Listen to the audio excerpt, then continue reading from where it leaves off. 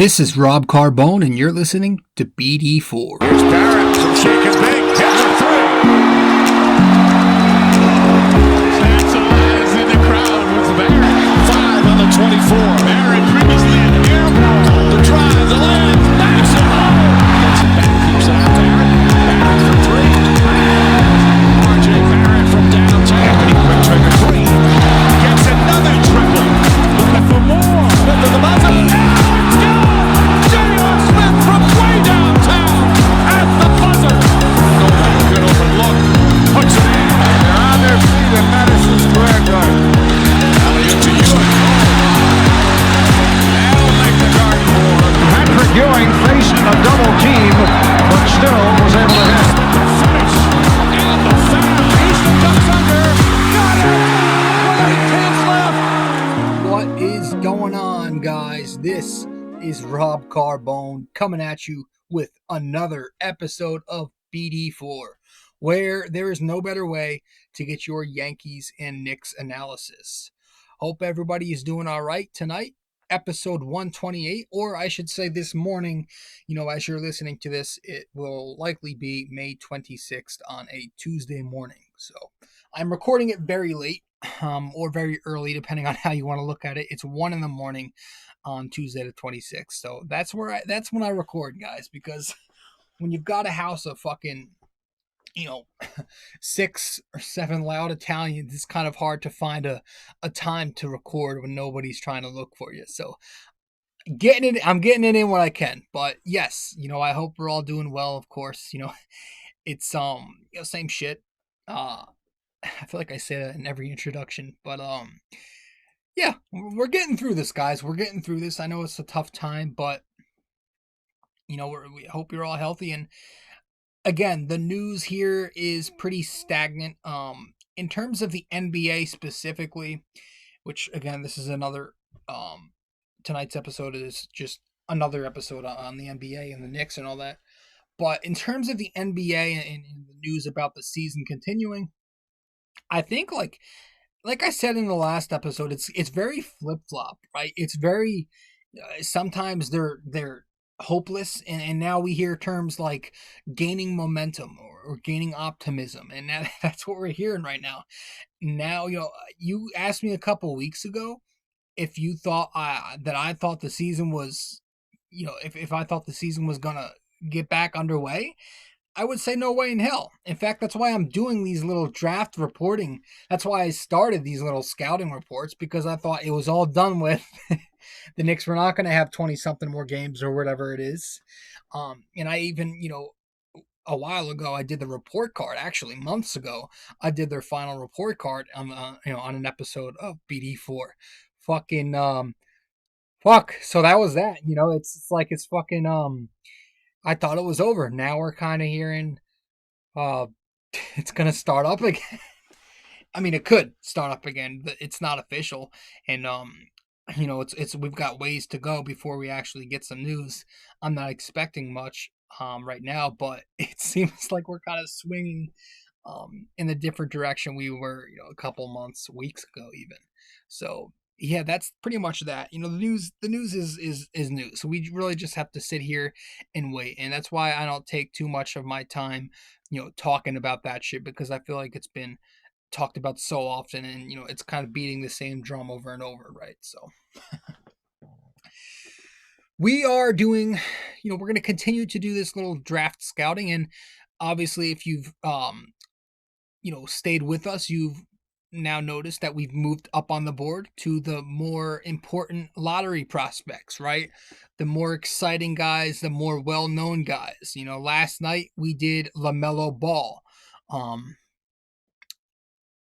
Yeah, and this time around we're going to dive into Killian Hayes. Now, both of these guys, are my favorites. I go back and forth between wanting him and wanting Hayes. It's hand in hand here. I would take any of them. So that's who we're going to dive into tonight, or as you're listening to this morning, whenever. Excuse me. And yeah, we're going to talk about Killian Hayes, and I think that's all I needed to say. I don't know. I'm trying to think if I wanted to add something, but nothing has been really going on. I know Patrick Ewing was just released from the hospital today, so that's good to hear. Hopefully he can heal up quickly because if you haven't heard, Knicks fans, he was one of the latest athletes or former athletes to be, I guess, diagnosed with coronavirus. So, I hear he left the hospital. I think he's in good hands, or at least in better hands. His son sent out a tweet saying that, so that's good. That's a positive, you know, a positive piece of information there. But yeah, let's as usual when it's so late, I try not to drag this on. So let's head to break, and as soon as we get back from break, guys, we will get right into the episode, talking about Killian Hayes and why he may be a pretty good fit for this Knicks team. Do they draft him? All right.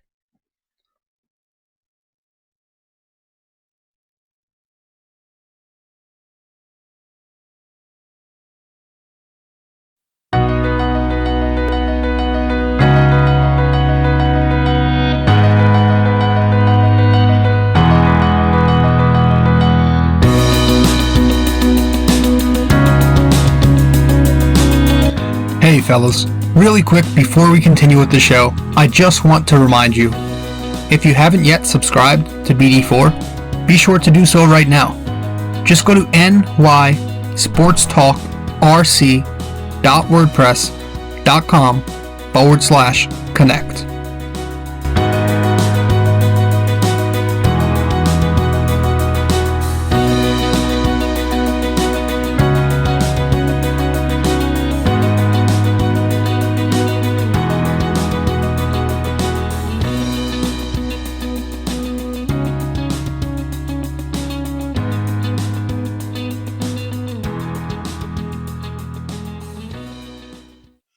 He's somebody I've wanted for quite a while, to be honest with you guys.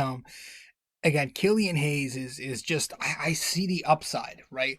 I see the upside. It may not be there right now, right this minute. He may be a bit of a project, but I see the upside in this kid's game. So Killian Hayes is a guard. If you haven't, if you don't know, he's a lead guard, combo guard, who's about 6'5", 216 with a 6'9" wingspan. 18-year-old kid, doesn't turn 19 until the summer, I think July.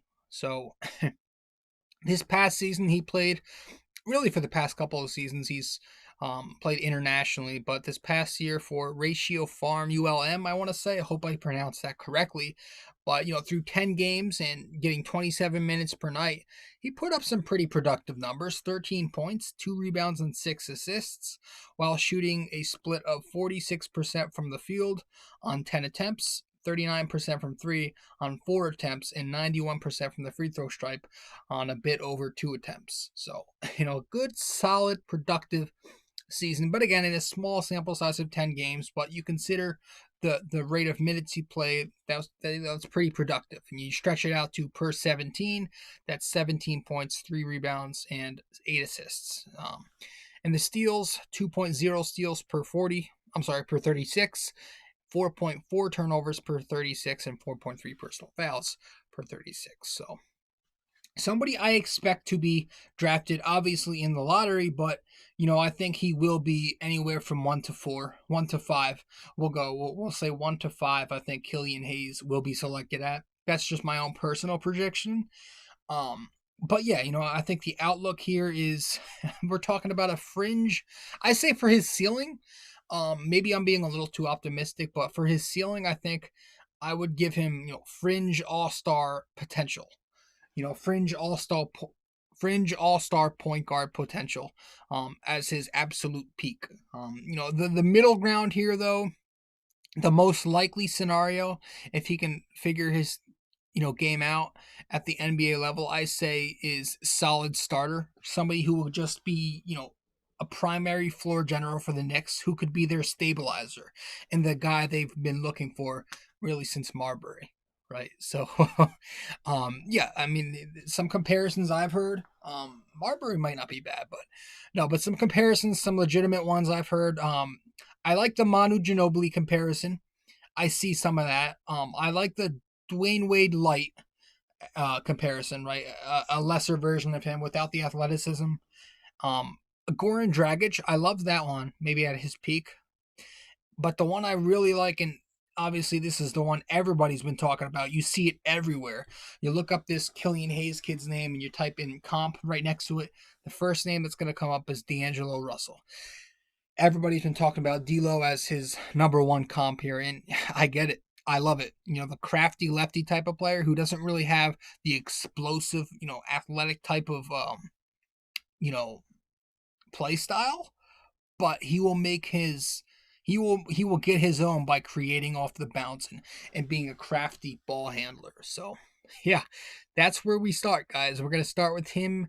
Killian Hayes is just an excellent creator.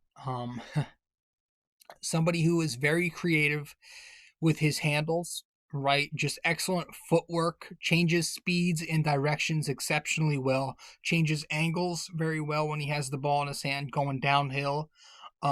Good solid balance to his game. Somebody who utilizes his handles so effectively to where he can maneuver through ball screens and score that way. Score off pick and roll. He's very good at executing and operating a productive pick and roll game. So I would say his great ability at creating could help him score, but also it helps him just thrive in the passing game. He's a very great passer, a great feel, a great touch as a playmaker. Everything seems to come natural to him. He has the instincts to run the floor. Excellent floor vision with a very high IQ. He's got an advanced pick and roll game, a maestro in pick and roll, somebody who would effectively be a guy who could fix this Knicks issue. This issue on the Knicks is we don't have many guys who can be aggressive in those screen and roll scenarios. But I think you throw Killian Hayes in there, develop him some, and I know that's a big part that we struggle with player development, but if Leon Rose can figure out what he's doing here and get the right pieces in the front office and in the coaching staff, and we can develop this kid's game, I think he could really help the Knicks thrive in pick and roll, which is often used in today's game by the more successful teams. So great feel, great touch as a passer, excellent floor vision, always hitting the open man too. You never see him miss those passes that you want to see him make. Excuse me. You want your point guard to make the right passes at the right time. Killian Hayes will do that. He's very aware and always one step ahead of the defense. And he's pretty flashy as a passer. He's very flashy in particular with his left hand. Very good with his left. He can make every pass in the book with that left. He's very precise with the left. Great live action passer with his left hand. And overall, just one of those high risk, high reward type of passers, right? Somebody who's just going to take that risk and try to fit it through that tight window. And whether he gets it through there or not, he's going to do it to help his team, at a maximum level. But he's got some great size to him for a point guard, right? We mentioned he's got combo guard ability. Strong frame at the point guard position will bring so much versatility to a Knick lineup. I would say he would be able to, in the NBA level, he'll be able to guard the ones, the twos, and maybe occasionally slide up to guard those, small ball threes, in small ball lineups. So pretty versatile there because of that excellent frame he brings. And offensively, he can absorb contact pretty well at the rim because of the frame. He kind of has that RJ Barrett type of upper body strength here and there where he can just absorb it pretty well and it doesn't affect him too much when he's bully balling. You don't see it a bunch, but there's flashes there, where it reminds me of RJ Barrett's type of play. And then I also have written down here that Killian Hayes' footwork all around the court, is excellent. Good footwork at the rim. That's kind of where the Manu Ginobili comparisons come into play. Great footwork on that jumper, right? He loves that step back jumper. That's kind of where those D'Lo comparisons come into play. Maybe like a James Harden type of step back he loves. He's always doing that step back from the left side. And then great footwork defensively. He can pretty much he's pretty clean out there when you watch him play. His footwork is very crisp. He's got a good pace to him, though. He can play the half court. He can play the break. He's got some sneaky athleticism to where he could keep up. He's almost underrated in a sense, at least in my own opinion, as an athlete. I'm not that he's explosive or not that he's, again, any athlete that'll blow you away, but I feel like some scouts and even some fans and just it's like we think this guy's fucking Jose Calderon. I saw a tweet actually earlier today that was saying, let's be honest, Killian Hayes isn't the most athletic, but he ain't no fucking, Calderon. And I was dying at that because the truth is in that so much. He's not, he's not the most athletic, but he's not fucking, running in mud. He's enough. He's got enough athleticism to where he could, he could be decent at the NBA level in terms of that, in terms of being acrobatic. He's got a pretty quick first step. He's pretty quick as a mover, going into tight spaces and weaving in and out. I think it's there. I would call it sneaky athleticism. I think he has an upside there if he keeps working in the gym. And then also has an upside to become a good shooter and 3-level scorer someday, right? His abilities off the bounce, we've talked about that. We talked about the per 36 numbers, very effective, very good looking. And then he's got a very good mid-range game as it is right now, and he's a pretty good finisher at the rim as it is right now. So that's 2 of the 3 levels where Killian Hayes, yes, it might be at a lower volume, but the efficiency is there. He's very efficient. Inside the arc, in the mid-range and at the rim, very efficient as a 2-point shooter. In fact, I've got a couple of numbers here. 55% on his 2-point shots in 2018, taking 1.2 attempts per game. 56% on his 2-point shots in 2019, taking 4.2 per game. And 50% this past season on 6 attempts, so the volume increased. So he's a good 2-point shooter, somebody who's going to hit those shots inside the arc. I know he's got a tremendous floater that he loves to use, very efficient with that.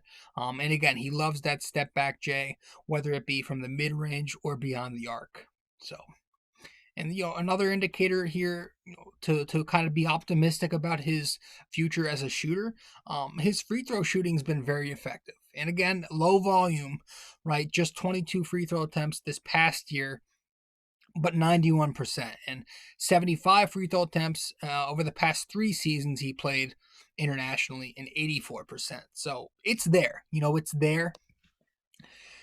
I just think we need some more consistency. Excuse me. Yeah, and the consistency part comes in when you're talking about his 3-point potential. He improved his 3-point percentage, though, this past season to 39%. That's a big jump from 19% in 2019, right? This past year, excuse me, I'm freaking choking over here. But 39% on 4.1 attempts this past year is a tremendous jump from 20% less in 2019, And he's, not just the numbers this past year, but it looks like he improved. His form looks very, very nice. He's got a pretty good touch, on the follow through. And again, good footwork on his jumper. So there's reason to be optimistic that Killian Hayes could at least be adequate as a jump shooter eventually. Again, he needs proper development, but there's some optimism there. And then the last strength I have written down here is the defensive upside as well. Again, he's a little bit inconsistent defensively, but right now he still has his moments to where you could see the optimism, you could see the outlook to where Killian Hayes could have that, above average defense. He could be a good team defender in the future. I know he's improved on rotations. We've seen progression there. Again, he's got solid footwork to where he could be decent on the perimeter. He gathered 2.0 steals per 40 minutes this past year. Per 36 minutes, sorry, I keep saying 40. And then he's got size to, where he can hold his own right now, and play the 1, 2, and 3 spots. Now some weaknesses though, we'll get to that now. I do think, the weaknesses here, they're going to be a lot. And that's kind of why I think this kid is going to be a raw project. He's got a lot of work to do, and he's very young, so he's got some work. But one of the things I have written down is he forces the action a lot. He's overpassing often, trying to do too much, maybe. Sometimes he's a little too high risk, high reward, where he'll just force things. And that's kind of where the 4.4 turnovers per 36 minutes come into play. And he could be a little left hand dominant too. I've got that down. He rarely uses his right hand, neither as a passer or a scorer. He's always going with his, being super reliant with his left, and that's going to hurt him in the NBA unless he learns to become a little more ambidextrous. And then here I have defensive consistency. I think the off-ball defense in particular needs the most work of anything. At times he can be lackadaisical and he'll get beat on cuts. He'll be late on closeouts and he's not really engaged 100%. So that's going to have to improve. It's not LaMelo Ball type bad, but it's certainly it leaves some to be desired. And then here, handle creativity. Now he's got a good handle. We mentioned he's a very good shot creator, and a very good creator for himself and others. But he doesn't offer much in terms of a variability of moves. Right? He doesn't have these ridiculous type of Kyrie Irving, Steph Curry, Jamal Crawford, threw that one in there, type of handles. Right?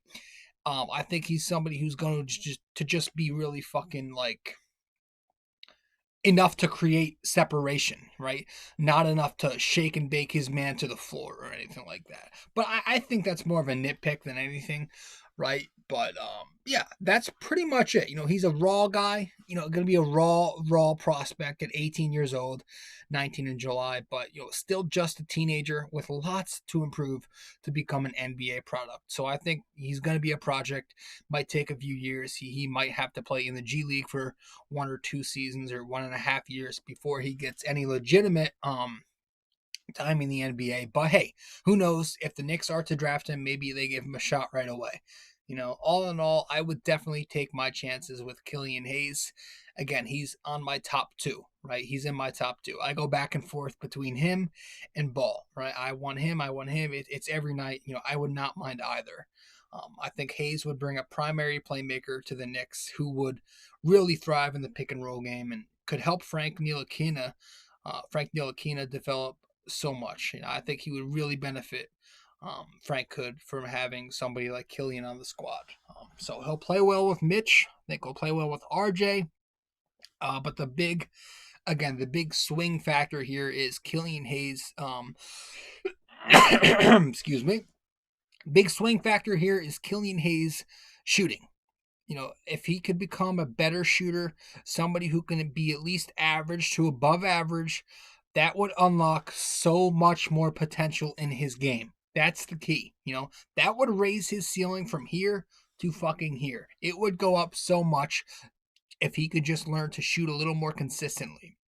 And on the flip side, if he doesn't improve as a shooter and kind of gain more consistency, then that's going to limit his time on the floor and he'll find himself on the bench or in the G League longer than we want him to be. So we'll see what happens, but all in all, guys, Killian Hayes is somebody I really, really think the Knicks should take a chance on just because they're in the position they're in, right? They're not in a position to where, they're in desperate need of a guy who, well, let me rephrase that. They need anything they can get, but they're in a position to where they're looking for their point guard, and any sliver of upside you'll take. And I think that's why I'm pretty high on Killian, is because yes, he may be another project, but it's worth the shot, being that this draft class is not very deep in terms of backcourt talent. There's a lot of question, rather, in terms of backcourt talent, but I think Killian, despite needing a lot of work, in the end, he could be somebody that pays off way more of a chance. There's way more of a chance that he'll be the guy who pays off in the end as opposed to plenty of other guys in this class. So I'm very high on Hayes. I think he'll be just very, very good for this Knicks team, guys. I think it's going to take some time, but listen, if he's there, do it. Again, in LaMelo Ball, Killian Hayes, I really wouldn't be upset with either one of those guys. It's them two, and then it's everybody else. But that's it. That's it for the night, guys. That's it for Killian Hayes in episode 128 of BD4. where there is no better way to get your Yankees and Knicks analysis.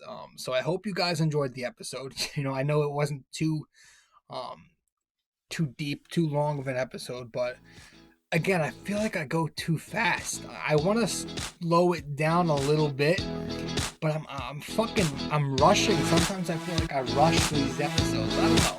Maybe it's just me thinking inside my head. Thank you guys for stopping by. That's gonna do it. Your host Rob Carbone signing off.